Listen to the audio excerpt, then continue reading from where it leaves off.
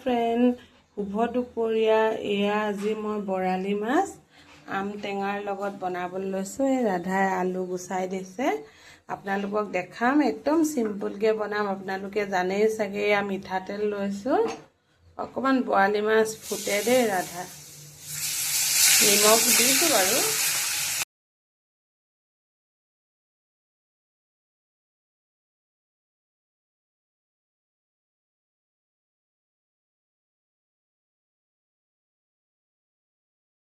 মাছ fry হয় মানে এইখিনিতো হৈ গ'ল। এইফালে পিঁয়াজ কাটি ল'লোঁ, এইফালে আদা নহৰু, এইফালে সৰু দুটা আলু, এইফালে অলপ আম।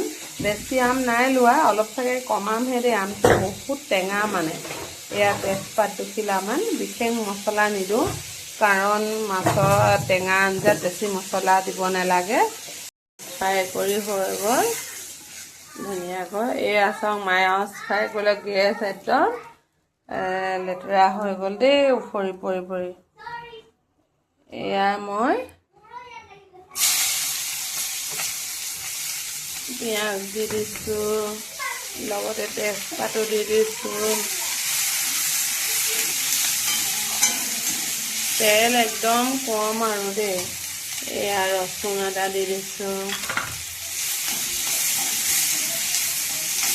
নিমখ দিছোঁ। এয়া নিমখ দিলোঁ,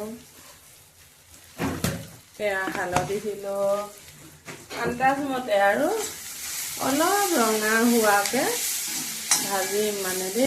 লগতে আলুকেইডোখৰো দি দিওঁ। পিঁয়াজো ভাজি থকা হ'ব, আলু সিজি থাকিব।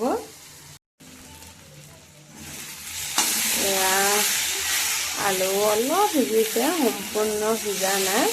আলুখিনি সম্পূৰ্ণ সিজিলেহে মই আম টেঙাটো দিম, নহ'লে আলুটো নিসিজিব। টেঙা আৰু আলু একেলগতে সিজালে পটককৈ আলুখিনি মানে নিসিজে। এতিয়া সিজিলত মই আম টেঙা এড কৰি দিছোঁ, ধুনীয়াকৈ সিজিবলৈ দিম। অকণ পানী কুহুমীয়া কৰি থৈছোঁ, আমখিনি গলি লওক, তেতিয়া মই পানীখিনি এড কৰি আৰু মাছ দি দিম। একদম চিম্পুল। চব্জি বনাই থাকোঁতে আকৌ ফল মূলৰ বেপাৰী এজন আহিছে। কি আনিছে চাওঁচোন। এয়া অমিতা গ'লগৈ বাৰু দেই, বৰ ধুনীয়া আনিছে। মোৰ আছেই ফল মূল মানে। আৰু এইফালে চাওকচোন, ইমান ধুনীয়াকৈ মোৰ ফুলকেইপা ফুলিছে, ইমান ভাল লাগিছে।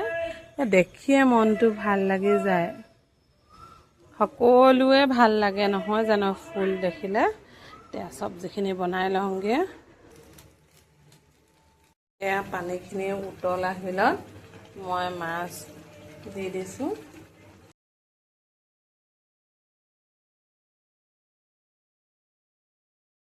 মোৰ আম টেঙা মাছৰ জোল ৰেডি হৈ গ'ল।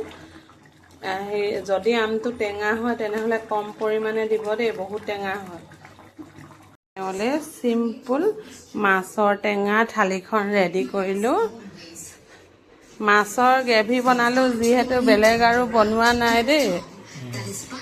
এইফালে ভোট জলকীয়া আচাৰ দিছোঁ, এইফালে মই ঘৰত বনোৱা পাপৰ, হোমমেড আকৌ দেই পাপৰটো।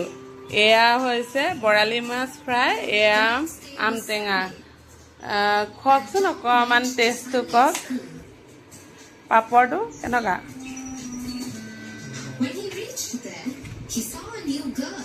অলপ মাছ দি লওক, তেতিয়াহে টেষ্ট।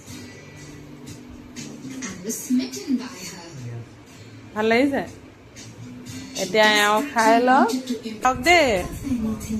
আমি দুজনীয়ে এয়া খাব লৈছোঁ।